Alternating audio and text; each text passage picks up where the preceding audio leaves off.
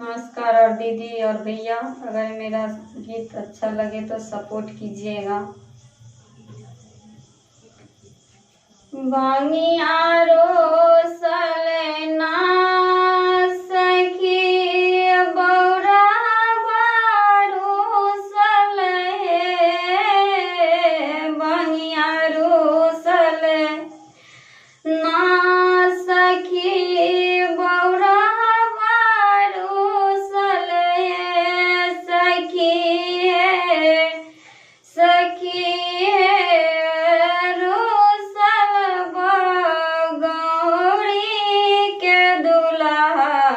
कैसे मनायब सखी रोसल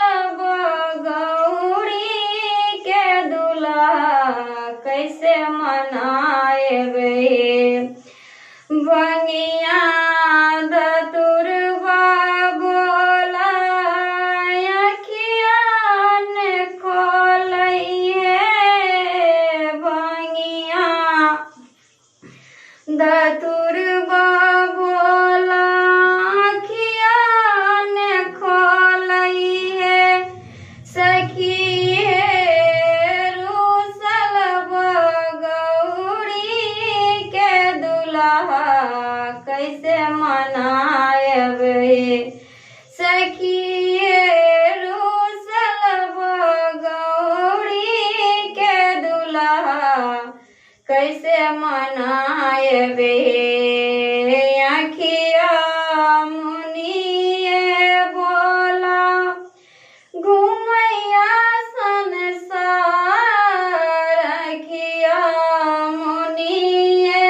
बोला घुमैया संसार सखी देखिए न बोला के महिमा घुमैया सनिसार सखी देखिए न बोला के महिमा घुमैया सनिसार भंगिया रोसल ना सखी बौरा रोसल हे भंगिया रोसल ना सखी बौरा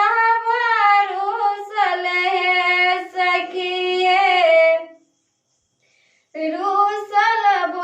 गौरी के दुल्हा कैसे मनायब सखी रोसल गौरी के दुल्हा कैसे मनायब